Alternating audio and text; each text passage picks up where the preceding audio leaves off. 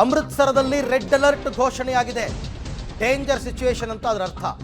ಸುರಕ್ಷಿತವಾಗಿ ಮನೆಯಲ್ಲಿರುವಂತೆ ಜನರಿಗೆ ಸೂಚನೆಯನ್ನು ಕೊಡಲಾಗಿದೆ ಅಂತಕ್ಕಂಥ ಮಾಹಿತಿ ಲಭ್ಯವಾಗ್ತಾ ಇದೆ.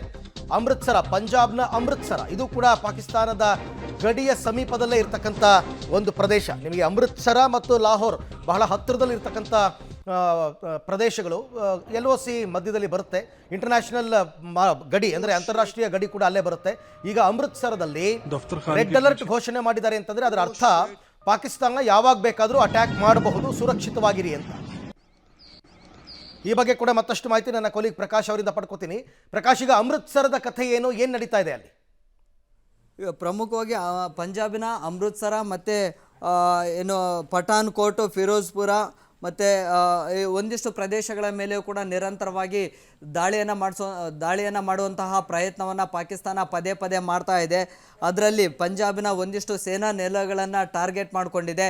ಅಲ್ಲಿ ಈ ಒಂದು ಮಿಸೈಲ್ ದಾಳಿ ಮತ್ತು ಡ್ರೋನ್ ದಾಳಿಯನ್ನು ಮಾಡುವಂಥದ್ದು ಕೂಡ ಮಾಡ್ತಾ ಇದೆ. ಆದರೆ ಅದನ್ನು ಹಿಮ್ಮೆಟ್ಟಿಸುವಂತಹ ಕೆಲಸ ಭಾರತೀಯ ಸೇನೆಯಿಂದಲೂ ಕೂಡ ಆಗ್ತಾ ಇದೆ. ಅದರಲ್ಲೂ ಕೂಡ ಪಠಾನ್ಕೋಟ್ ವಾಯುನೆಲೆ ಮೇಲೆ ಒಂದು ರೀತಿಯಲ್ಲಿ ಧ್ವಂಸ ಮಾಡಬೇಕು ಅಥವಾ ಅಲ್ಲಿನ ನೆಲಸಮ ಮಾಡಬೇಕು ಅನ್ನುವಂತಹ ಪ್ರತೀಕಾರದ ದಾಳಿಗೆ ಪಾಕಿಸ್ತಾನ ಮುಂದಾಗ್ತಾ ಇದೆ.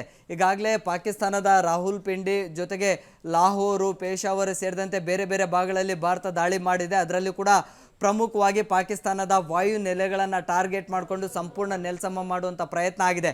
ಅದಕ್ಕೆ ಪ್ರತೀಕಾರದ ದಾಳಿಯಾಗಿ ಏನು ಜಮ್ಮು ಕಾಶ್ಮೀರದ ಸಾಂಬಾ, ಅವಂತಿಪುರ, ಉಧಂಪುರ್ ಮತ್ತು ಪಂಜಾಬ್ನ ಪಠಾನ್ಕೋಟ್, ಫಿರೋಜ್ಪುರ, ಅಮೃತ್ಸರ, ಹಾಗೆ ರಾಜಸ್ಥಾನದ ಪೋಖ್ರಾನ್, ಜೋಧ್ಪುರ, ಏನು ಜೈಸಲ್ಮೇರ್, ಈ ಥರದ ಪ್ರದೇಶಗಳನ್ನು ಕೂಡ ಟಾರ್ಗೆಟ್ ಮಾಡಿಕೊಂಡಿದೆ ಈಗ ಪಾಕಿಸ್ತಾನ. ರೈಟ್, ಹಾಗೆ ಸಂಪರ್ಕದಲ್ಲಿರಿ ಪ್ರಕಾಶ್, ನಿಮ್ಮ ಜೊತೆ ಮತ್ತೆ ಮಾತನಾಡ್ತೀನಿ. ಒಟ್ಟಾರೆ ಪಾಕಿಸ್ತಾನ ನಿನ್ನೆ ರಾತ್ರಿ ದೊಡ್ಡ ಮಟ್ಟದಲ್ಲಿ ದಾಳಿ ಮಾಡುವ ಪ್ರಯತ್ನ ಮಾಡಿದೆ. ಅದನ್ನು ಭಾರತ ಯಶಸ್ವಿಯಾಗಿ ತಡೆ ಹಿಡಿದಿದೆ.